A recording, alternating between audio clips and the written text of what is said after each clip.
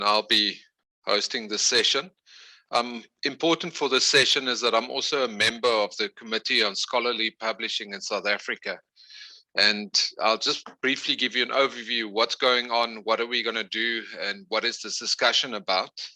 The genesis of this session was a teaching session that I had with my master's students, and it was about research methodology, and we had to deal with the question, why do research? So if you're a master's student, why do research? And they all defaulted onto the expected to graduate. And, so I approached a colleague in the economics department and asked, you such an accomplished author, give me an exciting reason to tell my students why we do research. So unfortunately, this colleague came back with to be promoted.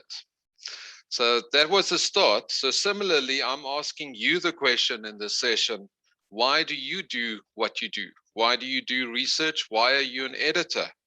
And is being an editor, is it going to be sustainable if you don't enjoy it, if it's not fun? So that's really where the title comes from for this session. Why do we do what we do? And in order to unpack this further, I've got 3 discussants, and if I can ask my discussants to please leave their videos on for the session, and because it's more discursive, let's be a little bit more interactive. My first discussion is going to be Keyan Tomaselli, and my second discussion, Prof Ncube, and third is going to be Prof Maroun. I've got brief notes on each speaker that I will now share with you, but just bear with me. I just need to go into another screen to get there. But while I cannot see my Zoom screen, if I can just ask my 3 speakers if you can so long put your cameras on and just show your face to the audience. So Professor Prof Ncube is an NRF rated researcher. She holds the DST NRF Saatchi Research Chair in Intellectual Property, Innovation and Development at the University of Cape Town. Professor Prof Maroun is a professor at the School of Accountancy, University of Witwatersrand. I can tell you about his research interests, which are corporate reporting, integrated reporting, external auditing, but rather I'm going to tell you about what happened at a conference a few years back. Warren started a discussion about how to deal with review comments by saying that your first review report is like your first kiss. And I thought, with a comment like that at a formal conference, then perhaps Warren is the right person to spice up this afternoon for us.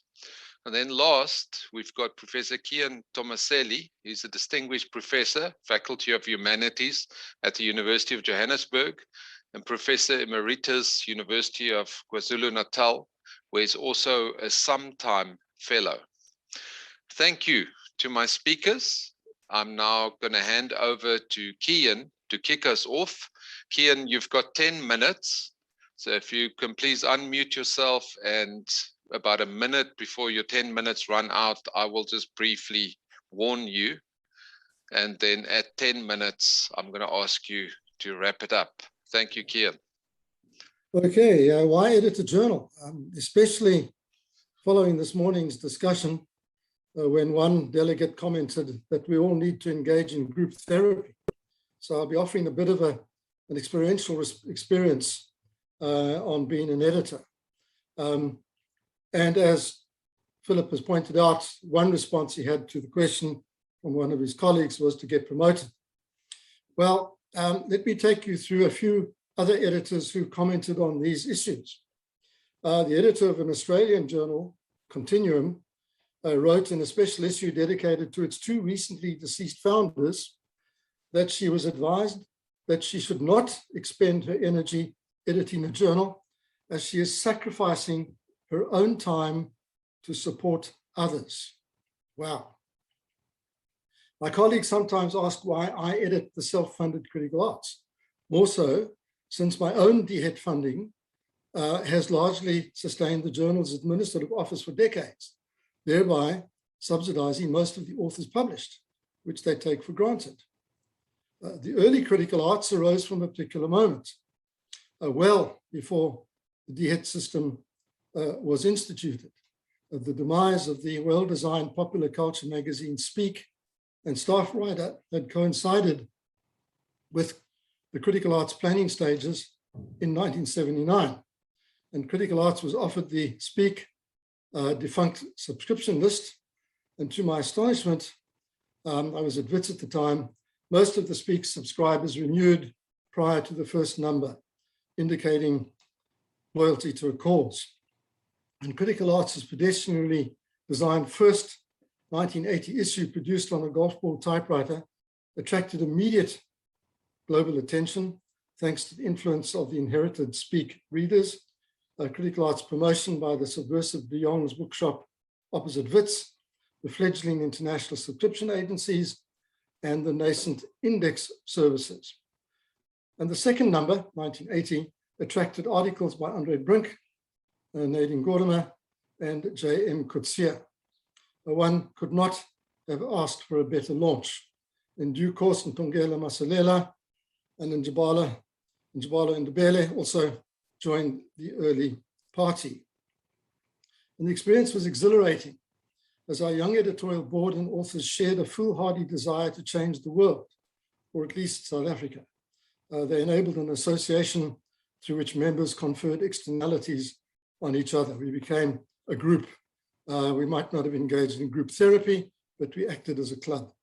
We recklessly took on epistemic hegemonies and institutional gatekeepers. I'm just going to show you a picture of one of our early numbers called English Studies in Transition, and you'll see the new cadre of radical young scholars knocking off the robed professors off the continent. And the other side is cover for, that's our back cover, but also illustrated the cover of an issue by Peter Horn on the topic of aesthetics of resistance. Intellectual dissidents thus found a space, and our authors reshaped the disciplines allied with the journal: literature, drama, education, media studies. And one trajectory of decolonization in academia actually started with critical arts authors from 1980, as it did with the other two magazines that I mentioned, Staff Writer and Speak. As an editor fostering critique, my work once actually impeded my promotion, as it attracted state attention and largely exhausted us, as we were also the typesetters, proofreaders, and envelope and stamp lickers. However, the journal was a key factor in my being headhunted first by Rhodes in 1981, and then Natal in 84, and finally UJ in 2015. But promotion was not my objective. Promotion, in fact, was a welcome byproduct. Though our universities nowadays seriously undervalue the pro bono backroom work by editors who are the conduit for DHET's 2.5 billion rand annually, it is unclear whether the crucial work they will be doing will pay off in similar extraordinary ways. As a previous editor of Continuum put it, scholarly journals would be in much greater trouble were it not for the invisible tempered radicals who are prepared to support them despite this undervaluing of editorial work. Again, that was the topic of the last session this morning. So a disjuncture exists between the impressive front presented by the commercially published journals and the fragility of the human infrastructure on which they depend. Yes, we do work on Saturdays and sometimes on Sundays also. Somebody wrote in the chat. The professional support that editors receive from their multinational publishers is often vitiated by the lack of recognition, let alone support from our own institutions. For many journals, partnering with corporate publishers is the only way to secure long-term sustainability. Though, of course, NSEF is coming up with its own support mechanisms. So hustling for resources is one of our tasks, which comes with its own contradictions and considerations in balancing commercial and scholarly interests. The central problem, as is amplified by the DHET reward criteria, is that editing is not recognized necessarily amongst the billable units of academic output. It seems that Stellenbosch University may have a model for all of us.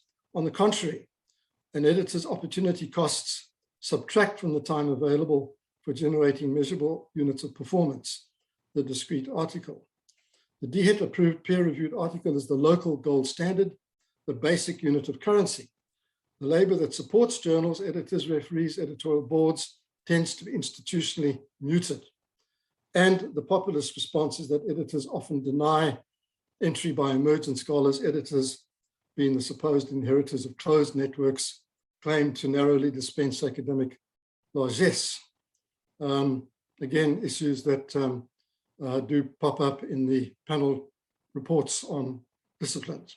Yet, as one American editor suggests, editorial work often feels not so much princely as proletarian.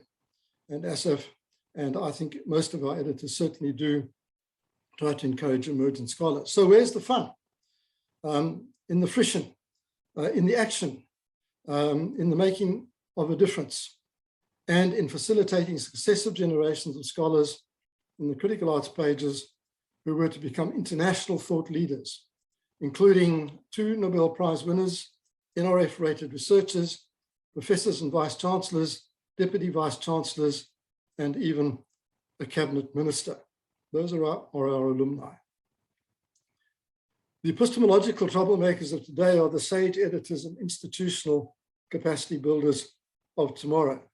Somebody was asking this morning about how do you get through that first period when you're trying to set up a track record to become eligible for accreditation or for appointment on the international indexes. Well, this is the kind of sweat and blood and tears that has to go into setting up something, and the commitment will drive it through, or maybe it will fail.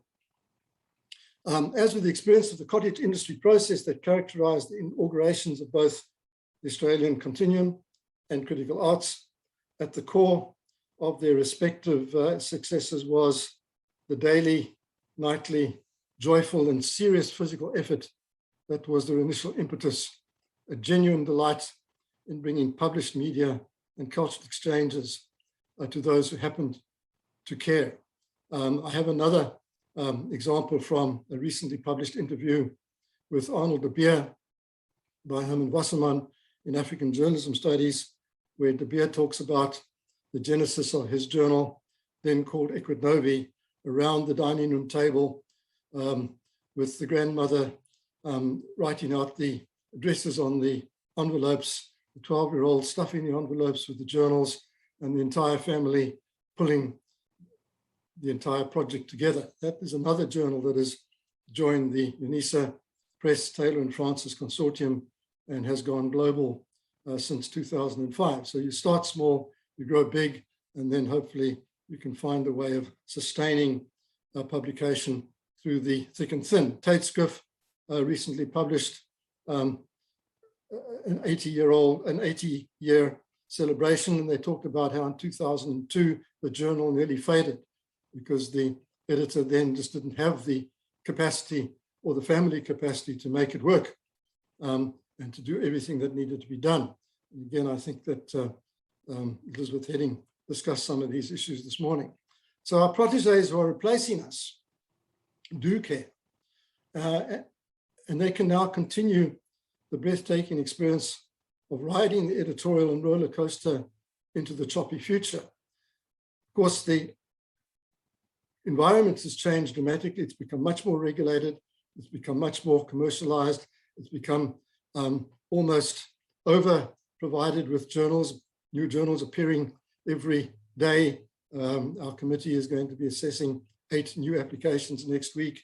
The 12-year study done by Professor Gerbers, NSEF, as mentioned again this morning by John Butler-Adam, is the endless replication of journals within the same disciplines rather than there being a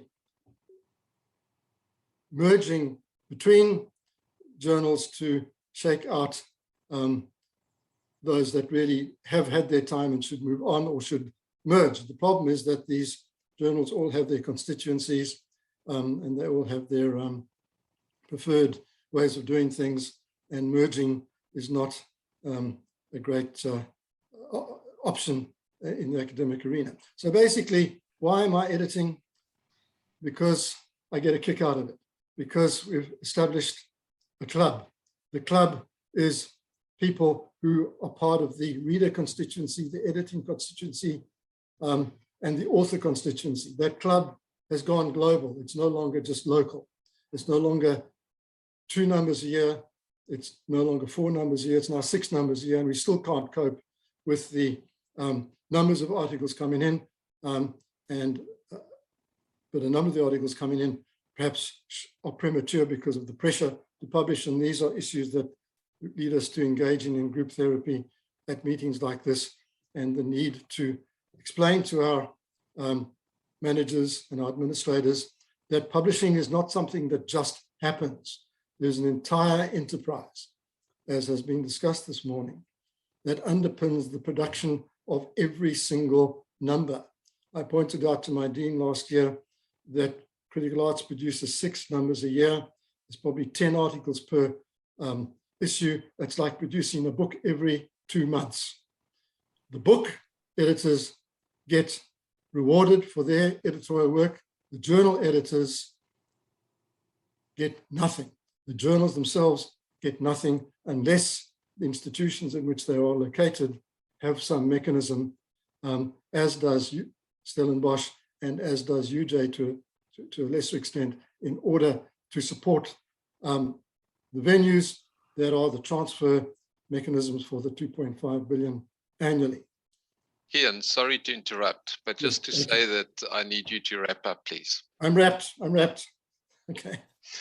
Thank you for that. And I could imagine, while you were speaking, I could imagine this young activist with a ponytail, you know, maybe late 80s. No ponytail, but long hair until I was dragged off into parades. No ponytail. And then also, but you mentioned a few things that caught my ear. You were creating space for dissidents. So you were creating space for new and different ideas.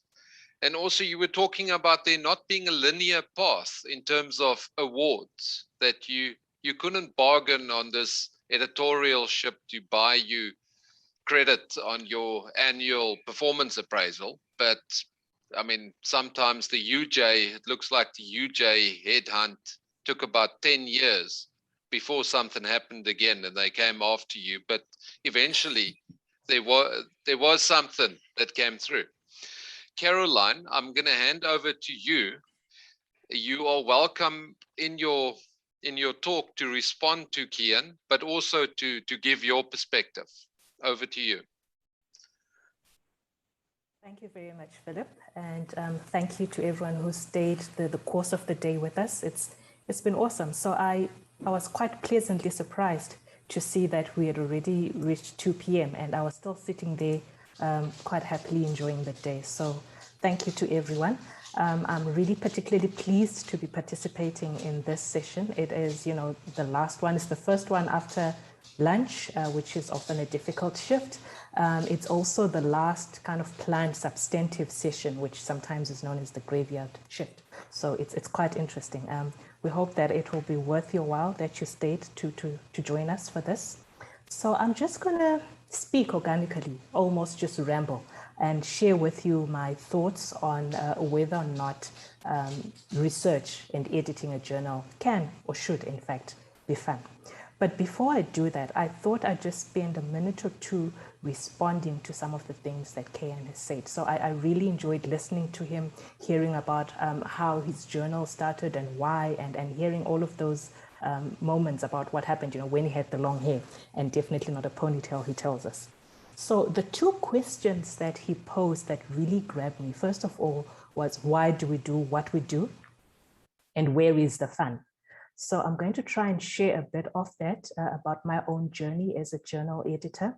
So I'm co-editor of the South African Intellectual Property Journal with my co-editor Leanne Tong.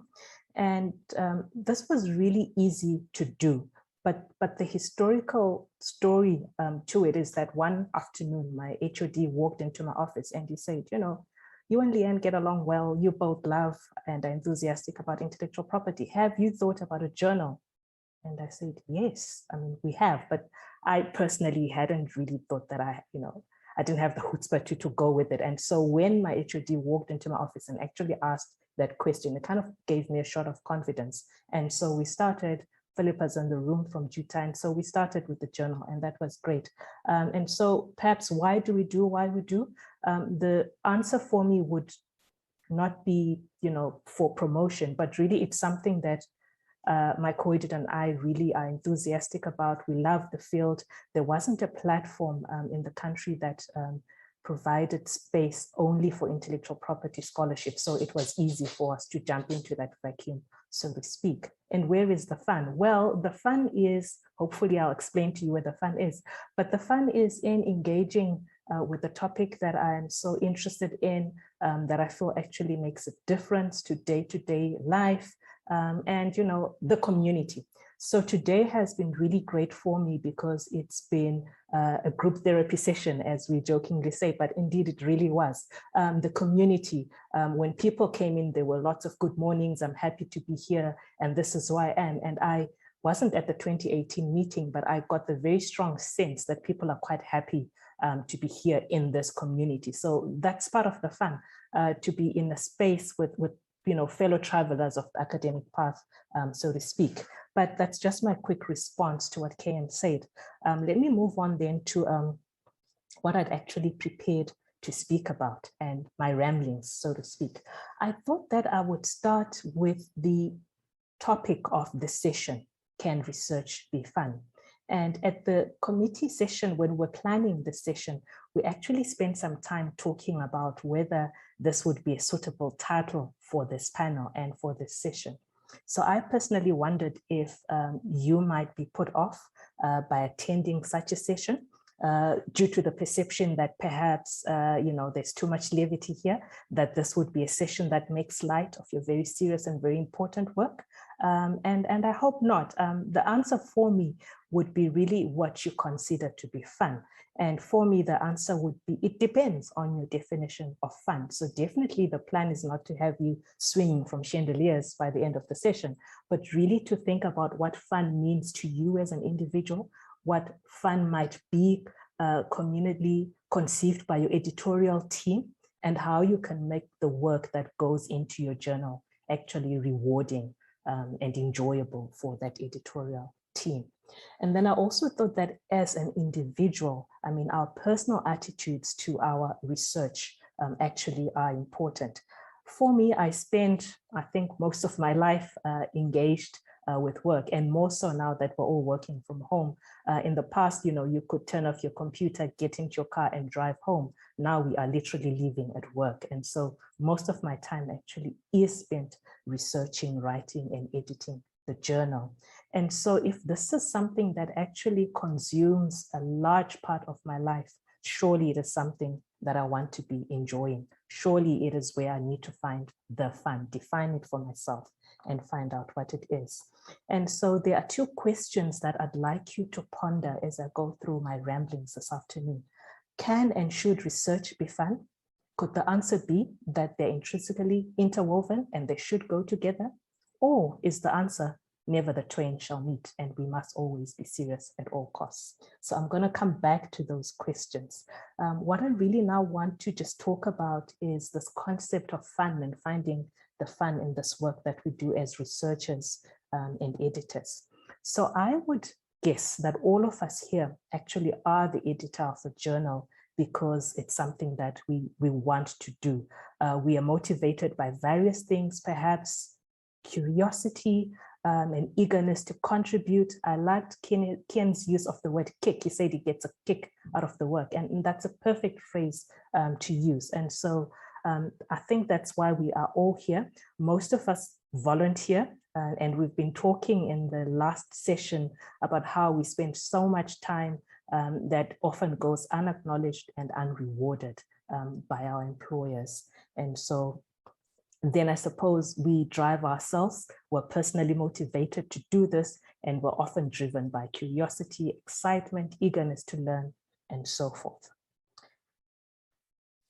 So when I was thinking about then this concept of being self-driven and self-motivated and having this enjoyment of the work that we do, I thought that there might be 3 lenses that we might use to think about this that might be useful. So of course, first and foremost, all of us are editors of journals, but we are also researchers and we are also readers of journals. And so I was thinking about those 3 constituencies, so to speak, and I was thinking, well, what might fun be for each one of these? And for us this afternoon, primarily as editors.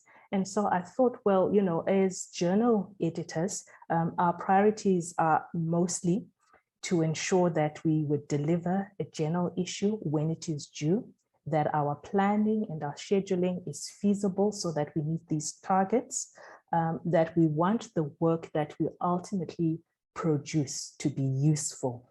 So we're getting this research published in the hope that it makes a contribution to scholarship, to knowledge, to solving challenges.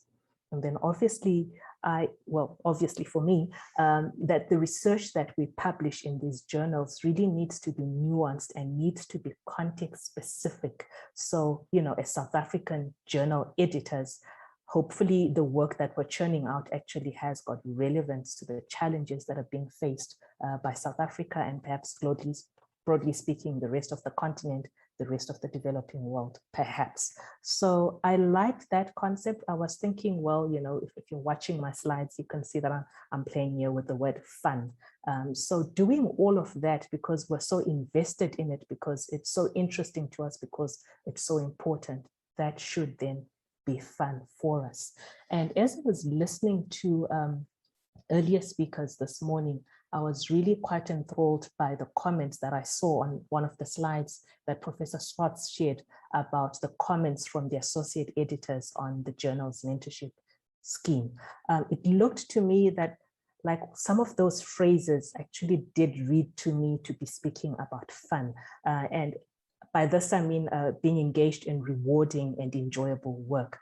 Some of the mentees who shared their thoughts spoke about how they enjoyed being part of these teams, how they learned a lot from the teams, and just how they enjoyed the community. That for me is the fun. So that's part of the answer to the question, where is the fun? And then just again, speaking about, of course, the fact that we want our work to be enjoyable to us, to be rewarding, that does not in any shape or form detract from its seriousness and the contribution that it makes to society. And just thinking about this, I just wanted to share this idea that I picked up at a recent research symposium hosted by UCT recently. So often we publish to show what we are good at. So you're a brilliant mathematician, for example, you're going to write brilliant papers, get them published. So in a sense, you are showing what you are good at, and that's most easily rewarded. And so the speaker then at this research symposium said, it's well and good that you are good at something, right? But what are you good for? What is the benefit of your research to scholarship?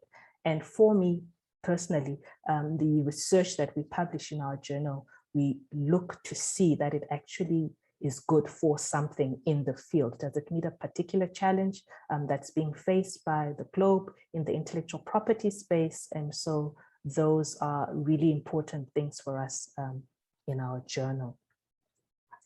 And of course, if you were to think about those questions or those concepts in relation to your own journal, I'm sure you could come up quite easily with where the fun might be had and what the fun is and what the value of your journal is. And I just wanted to spend, Philip, I hope I'm doing well for time. I hope I've got about 3 minutes left. I wanted to launch into into an interactive session, just 2 minutes to ask you just to play along with me, to get some fun for us this afternoon by actually engaging with each other outside the chat. And so Puti has got a link that she's going to post in the chat that I'd like you to follow. And just as a segue to that, I just wanted to end off by saying that as editors, most of our energy is directed at being productive, at meeting the targets that we've set, for our journals. And so in a sense, it is about productivity, and it requires us to be committed to excellence, to plan, to focus our effort. And just the bit that I'm adding to this is that we want it to be enjoyable and rewarding, at least I do.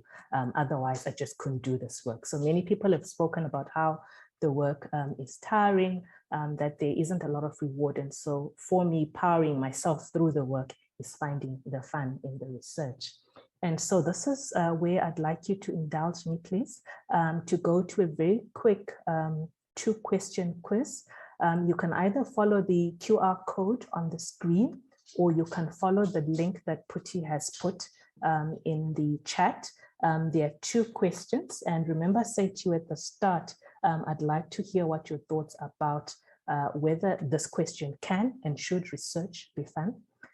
So there are 3 answers. No, never the twain shall meet. Yes, they're intrinsically interwoven, or it depends, whatever you think it might depend on. The second question is, because we've spent a lot of the day really confronting our communal challenges as editors, I thought it would be a good thing to spend the last few minutes just picking up again those things that we find most rewarding and enjoyable about our work as editors. So if you follow that link, you will no doubt be able to vote, and I'm going to show the results as you vote. So what I'm going to do for a second is stop sharing my screen. And when I get to the quiz itself, I'll show my screen again. And I hope you're getting there.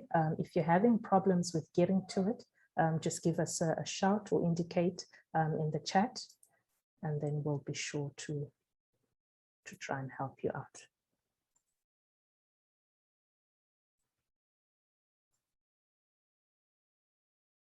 Are you getting there? Yes, great, you're getting there. I can see some votes already, so that's brilliant. Okay. So we've got 30 people here. 3% have said no, there's no fun to be had. 80% have said yes, it can and should be fun, and 17% are saying it depends. I'll be very keen to hear what it depends on. The second question is going to create and generate a word cloud for us. When you get there, it's going to give you three blank slots, and in there you can type just 3 words that describe the things that you find rewarding or enjoyable about your work. So far, I only see 1 person on that second one, but I'm hoping you're getting there because you're on the first one. Philip, how am I doing for time?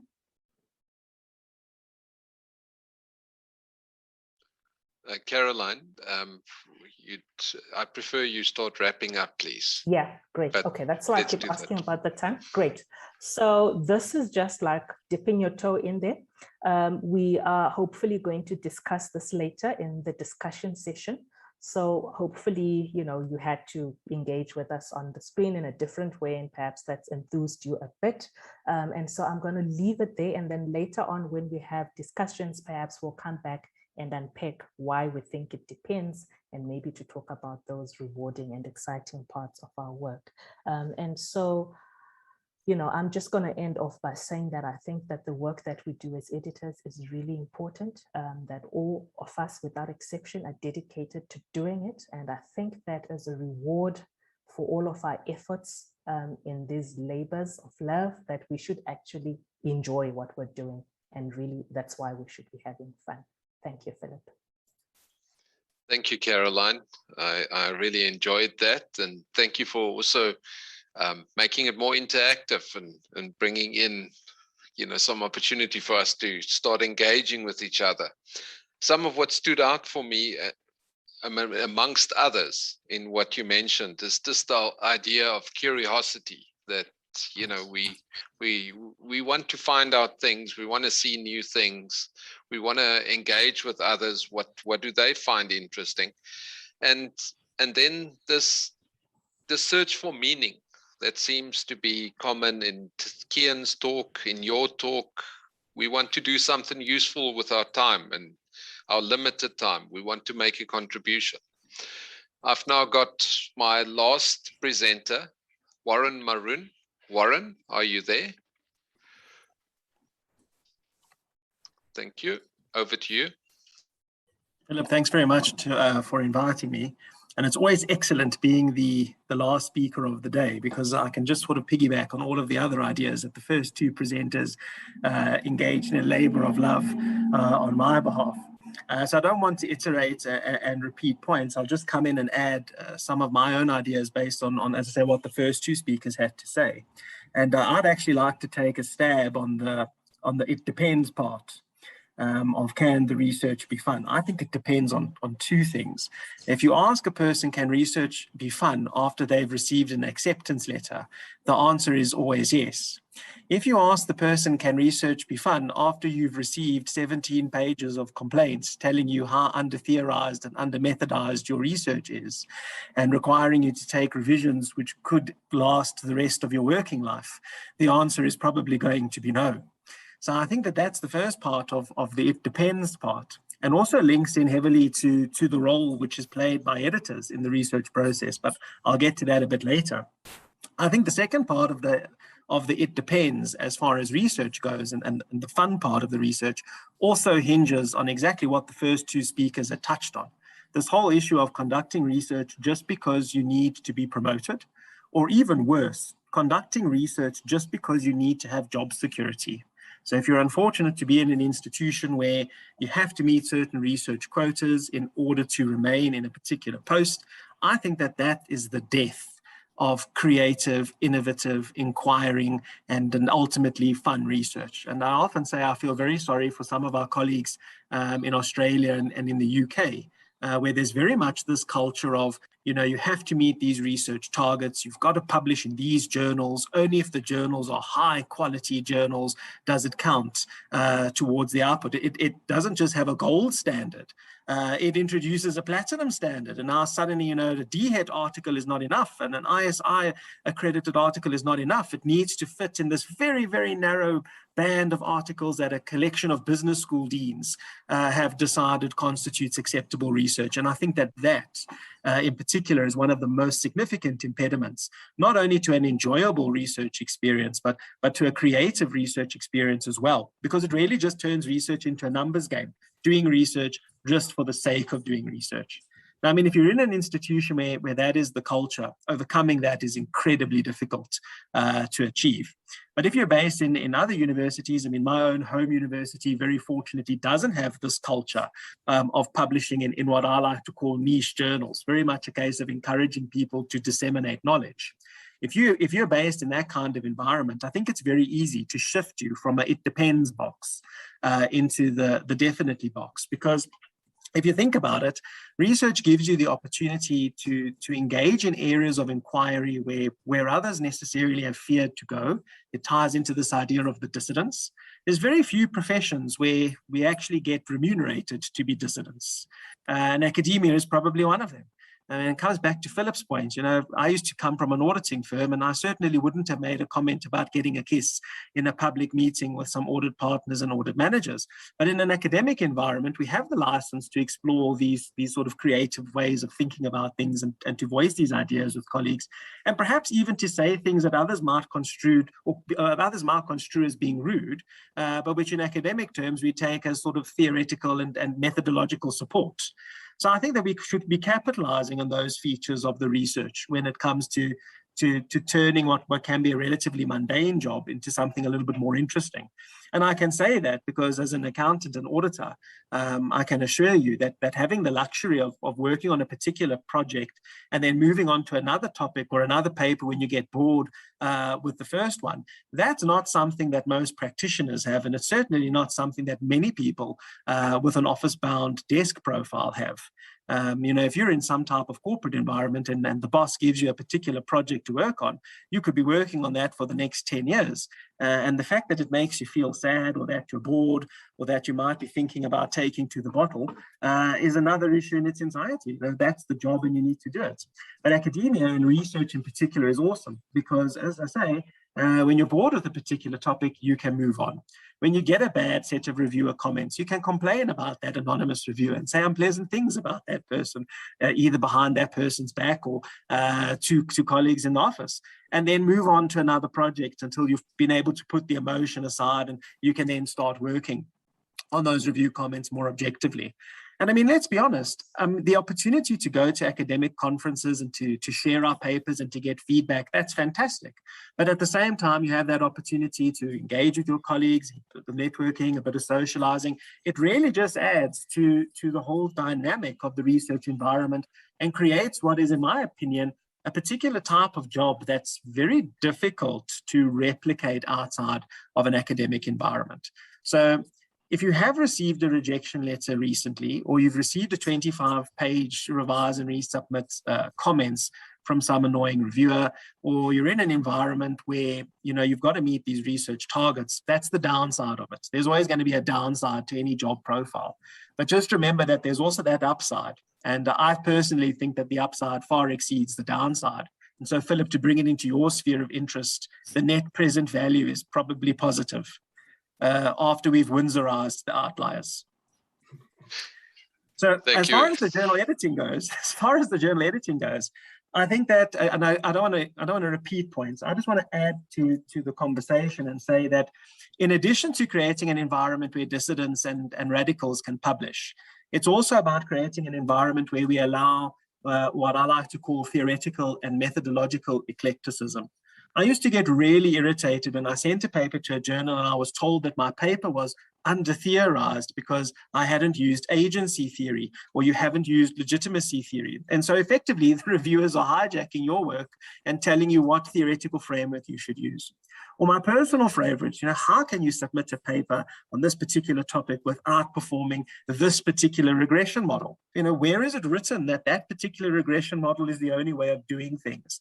So in some cases, journals and reviewers almost assign a type of strange quasi-religious value to certain types of theoretical frameworks and certain types of methods. There's probably a time and place for that.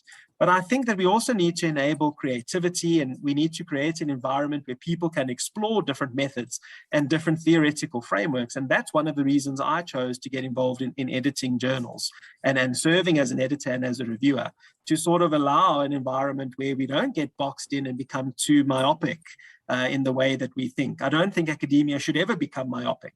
So when we start prescribing methods and theories, I think there's a problem, and I wanted to be part of the solution to that particular problem. My other sort of pet concern is this issue also of theoretical contribution. I'm increasingly concerned from a sort of accounting, finance, business sort of research space that some of our work has become over-theorized. Forget under-theorized, it's over-theorized. It's so bogged down in contorted theoretical evaluation that we sometimes forget about the reader. And the reader is not another academic and that poor person's poor PhD students. The reader should also be practitioners who are engaging with our business and our economic research. What about them? Why are we not writing papers that affect their lives and make a valid contribution to the way that they actually conduct their day-to-day activities in their job market or their job functions? And so I also wanted to get involved in editing to try and allow for practical contribution in addition to theoretical contribution. Now, this might not be a major issue depending on your particular discipline, but certainly I think in an accounting and finance space, we have gotten overly concerned, in my opinion, with theories and methods. And as I say, we've forgotten the broader audience. And I wanted to just make the audience a little bit wider as far as publishing is concerned. And then finally, I sort of regard myself as a very sort of compassionate editor, in the sense that I always try to operate under the assumption that a paper should be accepted for publication unless there are reasons to suggest otherwise, as opposed to the converse. You're going to get a reject letter unless there are really substantial reasons to justify publication. So I think by trying to cultivate a type of constructive review process where authors don't feel that the deck is biased against them, that as an editor we can make a valid contribution to research and hopefully move some of the people from the definitely not bucket or the perhaps but I'm not sure bucket into the yes, research actually can be a fulfilling career. And that's it from me. Thank you, Warren. And you have amused me with that, bringing Windsorization into it. I appreciate that. It's a private joke. Audience, where we find ourselves, I think really what's coming through from all three of our speakers is that as editor, you're involved in creating space, maintaining space, or perhaps expanding the space for others. We're now going to go into a time of questions and maybe comments. I'll keep an eye on the chat, but any questions? Philip, while we wait for the questions, I wondered if I could just, so people eventually got to the second slide, and I thought that this was really interesting. The words that come out, the rewarding and enjoyable aspects of our work. Thank you, Caroline. I think that's great. Thank you for, can I also ask, I'm working here on one screen. So perhaps, Keyan, if I can ask if you keep an eye out for hands that are raised. And where I'm going is I'm just looking at the chat. Okay, Ada Odo's got a hand up. Yes, thank you. Thank you so much to the panelists. Very interesting session. And I already put in the chat what I wanted to mention. My work as editor is done with a team of postgraduate researchers. And so we, different people take up different roles. You know, pretty much what Keyan presented, I think, in the first session about, no, not him, the other professor, about mentoring the mentees, Professor Swartz, yeah, I think, is what we do, you know, assigning different roles in the editing process to the different PG students. Of course, it's not the same scenario everywhere, but I just wanted to support Caroline's presentation about it being, you know, possible to make it fun, and also to reinforce the other frustrations expressed around receiving pages-long comments about what needs to be done and being required to move your methodology or paradigm into that of the reviewer. And I mean, these are all things that we encounter, but I found that, as I'm sure we all know, that interaction makes it all more bearable and more doable. And so we have these different fora, writing circles, we've got meetups, and we actually have a parallel creative writing thing where, in addition to the academic writing, we're encouraged to write on other things, just write a creative short story that grows out of your research. And I've seen that that has really helped us in our work. Thank you. Thank you very much for that. I'm quite interested in seeing that this theme of group therapy that has been with us during the day, it's continuing. I've got a hand raised from Kobus Elof. Kobus? Thank you very much. Let me share one experience I've had over 30 years of being an executive editor of a journal. I think the nice thing is, of course, you know people in different areas, and you can bring a young person in contact with a specialist. What happened with one paper is that the authors, who were well-recognized people, got such a good review that they invited the reviewer to become a co-author of the paper because he brought a completely new focus in the whole paper. And I think that really shows what it should all be about. You get advice of getting people to improve the quality of their work. And that makes it worthwhile, despite all the terrible hassles it brings along as well. Thank you. Thank you for that, Kobus. Before I pass on to Gerhardus, I'm just going to read some of the messages that's coming through on the chat. Caroline, there's lots of support for you and the work you're doing on your journal. This from Philippa. Hello, Caroline. I really enjoyed your uplifting session. I'm relieved to hear that there's still some joy in managing a journal. You and Leanne do such a great job. And okay, I see you've seen it. And then from Neil Eccles, I must say that one of the most enjoyable aspects of journal editing is sending that acceptance letter. It's almost as good as getting one of them.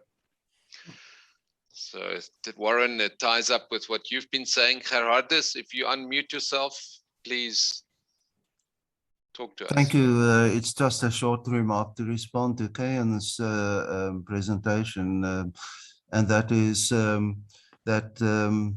I like the idea of an editor as an activist, but I want to add a different kind of edge to the idea of activism, and that is the editor is an active creator of a discipline, and I think that's part of your responsibility. Why you are entrusted with the editing of a journal is that you have that responsibility to create a niche, to construct a certain kind of discourse, and that's great. I love that idea of creativity, and that to me is the kind of journal I edit is a bit different. The journal is called Religion and Theology. It's about transdisciplinary study of the discourses of religious studies and theological studies, the one in terms of the other. It's a very small niche of interest it serves, but it creates the opportunity for really extensive and deep-going meta and transdisciplinary reflection. The other thing, and this is just my last remark on this, it's also personally beneficial to me, because with a journal with that focus and the title like that, you get to see a lot of writing that's not on your own specific disciplinary field in which you were trained or where you earn your money at the university. And so it creates a very wide field of vision you would not otherwise have had. You get to know things going on in related fields, or even very widely divergent fields that you would not otherwise have known of.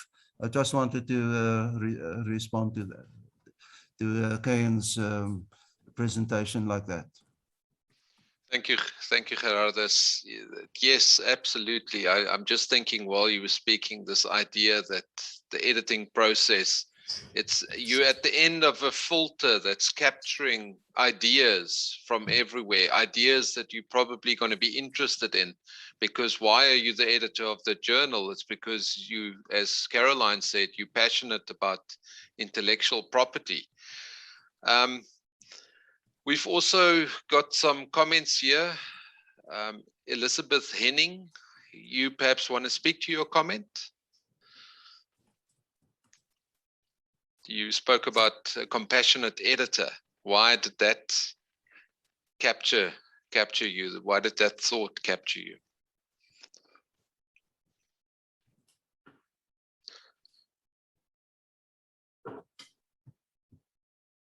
Okay, we're going to move on then. We've got a question here from Trevor Hill. Do we have a list of South Africa journal editors we could share? Keyan and NSEF people, maybe we just take note of that and we see what we can do. Then we've got a note here from Ada Ordor, creating a small research community by way of a writing circle, periodic actual or virtual meetup, parallel creative writing fora, experimenting with new media. Ada, you've put a lot of effort into this comment. I'm going to ask, if possible, if you're willing, that you could speak to it.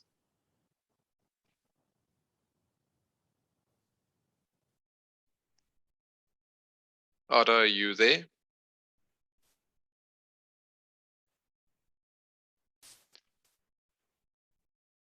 Okay, I'm moving on. Neil Eccles, you've addressed this comment of yours specifically to Warren. If you want to speak to it, then please unmute yourself. Thanks, Chair. I mean, it's I suppose quite quite self-evident. But I mean, you know, Warren was speaking about, you know, about those reviews that we get as authors, and why research might only be sometimes enjoyable. And for me, and I suspect most authors writing about anything African or South African specifically, you know, one of the worst frustrations is that almost patronizing letter which says, you know, this is a well-written paper, except it's not relevant to us.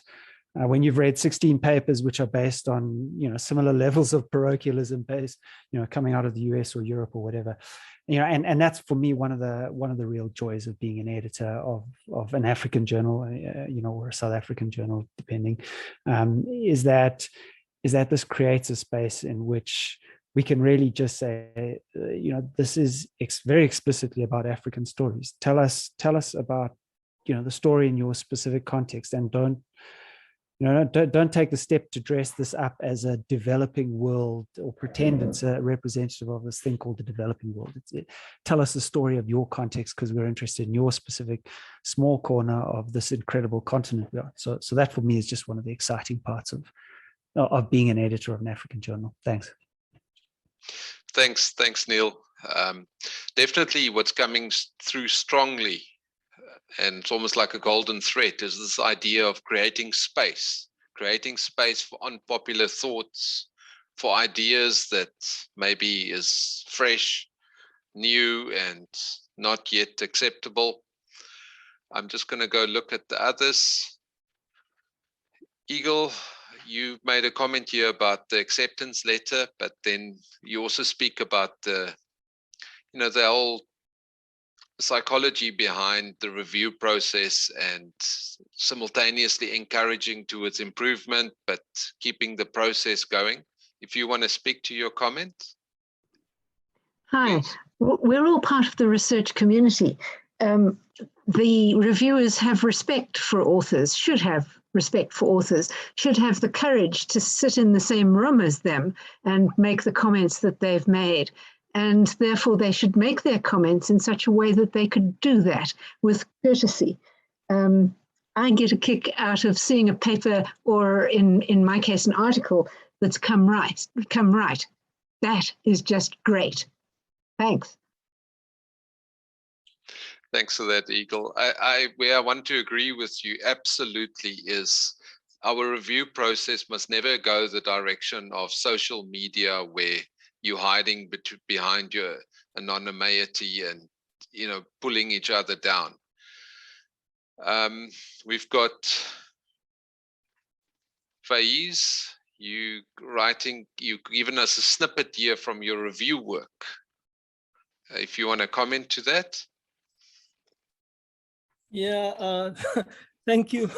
Yeah, it's look, I mean, we've all been there. So the review work, it becomes quite, I mean, I used the metaphor there about suturing because I was interacting with this one writer, and I told him, you know, if you have a heading, then everything underneath the heading should be related. So I made this weird analogy, and this writer actually had a good chuckle. I said, you know, if your heading is a furniture shop, then you go inside, you find chairs, you find tables, then you find a clock. But if you put a car engine in there, then you know this is this heading, and what I've got written under the heading just doesn't fit. So she really enjoyed that, you know, out of the blue analogy I made, the metaphor. Yeah. Thank you. Thanks for that. Some of the co-creation, also the humanity of the process coming through. I'm going to just look at a few more. In terms of time, we're now 3:15. Our next session starts at, well, we 14 minutes past. Our next session starts at 15:15. Caroline, you've got a comment here that you posted to everyone. Perhaps you want to speak to your comment. Thanks, Philip. So I've been going through the comments and almost responding to everyone. I think that it's really great. We've been having really great feedback and input from everyone. I like the way editors are characterizing their work, suturing, being compassionate, learning to write with care and skill. And I'm sure that many of us find that actually rewarding work. So I was just giving kudos back to the room. I've just typed in a comment now responding to Julie. And Julie's comment was that, you know, finding the fun in our work is not mutually exclusive from demanding the acknowledgement and payment that is due to editors. And I was just saying that 100%, definitely. And my take would be that whilst we wait for this due acknowledgement and payment, that we can at least enjoy our work as we get along with it. So that's the bulk of my comments. Thanks, Phil. Thanks, Caroline, and thanks everyone for your comments. But I'm going to close this session at this point. With that, I want to thank you, Keyan. Thank you, Caroline. Thank you, Warren. Thank you for your time. Thank you for your thoughts. Thank you for your heart that you put into it. Much appreciated, and I hope it's been of value to you all that's in the audience and also to our community that we serve. Thank you. Over to you, Keyan. Yeah, thank you. Right, I just, while this discussion has been going on, I've been thinking that all the previous NSEF meetings have been in a large auditorium, sometimes with up to 300 editors present. Few of them actually participating in terms of discussion, most of them listening, taking notes to see how they can best maneuver within the regulatory frameworks that we're learning about from all over the world and that have been filtered through NSEF. A bit of defensiveness, I think, on the part of many editors who only really got to meet each other over lunch if they stuck around for lunch and if they came back the next day. But looking at the screen here and trying to keep an eye open for the hands up for Philip, I mean, I'm seeing all kinds of names that I know and I don't know. And that links to Trevor's question about can we get the email addresses of the other editors? And I think that's an important intervention that we will issue the minutes of the meeting, hopefully as soon as the Scholarly Publishing Unit can pull it together. But I would suggest that POPIA or no POPIA, that we all agree that our email addresses be appended to the minutes so that we can sustain these kinds of interactive discussions. This is the first time anything like this has happened, and we have to be, the irony is that we're in lockdown, atomized in our own houses, but actually engaging much more communally than I think we've ever done before. So there are certain benefits to the unfortunate conditions of the moment.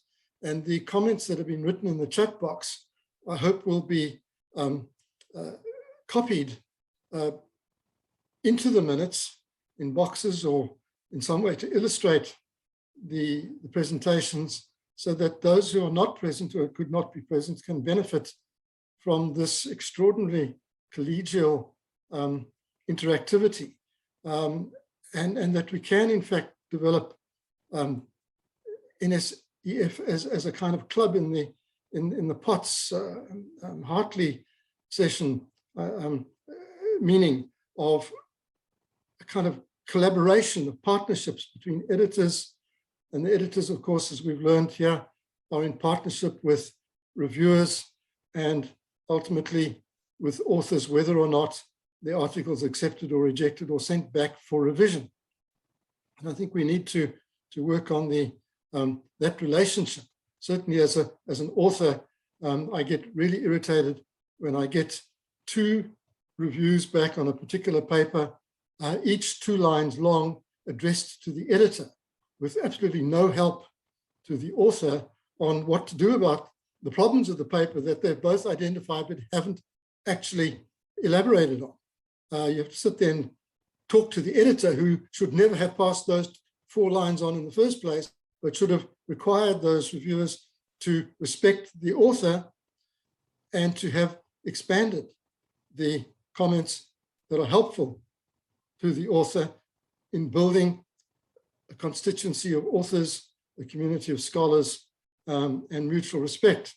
certainly as an editor, if I get reviews that are inappropriate, I will either ask for more, I'll have to find another reviewer, or I will reinterpret as best I can. I will certainly remove the nasty comments and try and retain the comments that are helpful to the author, whether or not they are rejected and suggested to be submitted somewhere else. So I think that there's a kind of community of scholars that's beginning to develop now through the video links that we've been battling to do before. The problem is the next meeting is a year ahead, and I hesitate to suggest to the scholarly publication unit that we maybe do this twice a year, because the workload on their backs becomes unmanageable. But I think if we can circulate the addresses for those who approve of that, we can certainly set up bilateral relations. In my own practice, I'm constantly talking to different editors, Gerardus, Trevor, and many others on similar kinds of issues. And so there's a continuous discussion going on, but other editors might feel that they haven't been included or that they want to be included, and we need to find some way of being inclusive rather than now going back to our offices with exhaustion and try and gear up for the next year without actually building on the momentum that this panel has suggested. And I thank Philip for this brilliant idea that editing is not just about ticking boxes, it's not just about promotion, it's not just about trying to get the exposure without doing the work. In fact, the amount of work required is just phenomenal. And I think we have to also educate our authors in terms of the cost and the time and the effort and the pro bono commitment made by everybody, from reviewers to editors, to editorial boards, to publishers, and even our institutions in facilitating the fundamental basis of research publication across the world. So that's my summing up of the session. I see that the program says other matters. I'm not sure if there are any other matters. We've got another day tomorrow. Hopefully, most of you will be able to return to that. As I pointed out, the quality assurance framework that Johan and Diet will be outlining, I think, is going to be almost prescribed participation for everybody. And this is the time to actually also engage in discussion where one feels perhaps that some of the new rules are going to be a little bit too restrictive because they're more policing and less facilitating. But then we also have to manage our own community to make sure that we do not opportunistically milk the DHET subsidy in a way that is damaging to the larger community. It's always 10% of the people on the bus who should really be off the bus, but who don't get off. So we need to work out strategies to protect a system that has been very successful. The DHET system has been very successful in generating research and taking us into the global community in such a short period of time, so efficiently compared to other funding mechanisms within the research environment, which are much more expensive and much more bureaucratic with much less outcome. So let me ask then if anybody would like to raise any other matters. Otherwise, we can head from early closure. I see there are still comments coming up in the chat. Thank you. No, editors are not alone. As you, from my own examples in the Australian Journal, which has become a preeminent publication within the field of cultural media studies, they have exactly the same problems, but almost a similar kind of gestation as critical arts, although a little later, in that it was a group of academics meeting around a dining room table who decided they needed to give space to a particular interpretation of media studies that was not getting easy access into the legacy journals, or perhaps there weren't sufficient journals to absorb the amount of work that is coming out. And it really has been the work of individuals working in collectives, and developing momentum that went from 2 universities in Perth across the whole of Australia and then into the rest of the world. And I think many small journals that started out like that in the 1980s and earlier, and that have remained publishing, have had that experience. In fact, if you look at the journals that were operating, certainly the anti-apartheid journals that were operating in the early 1980s, about 80% of them are still publishing. And they've stabilized themselves. They've managed to orientate themselves into the global environment, and they're providing opportunities for authors both from South Africa and beyond in continuing that work. Okay, so let me since nobody's raising their hand that I can see, otherwise just interrupt. No, I don't see any hands. Can I hand back to Suzanne? Are you still with us? Yes, I am. Thank you, Keyan. Oh boy, you need to get a good night's sleep tonight, please. I will. I promise I will. I'm just very relieved that everything went so well. So from my side, just again, thank you very much to everybody who participated today and who joined us.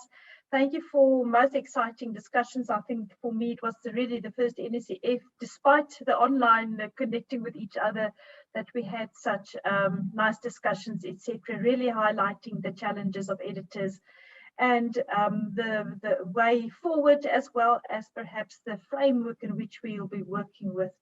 So thank you, colleagues. Keyan, thank you very much also for you leading us through this way, and to my colleagues who have made this day possible. With all the entertainment, I said to them a little bit earlier, it feels like a TV session almost, you know, with all the comments coming from the side and the music playing.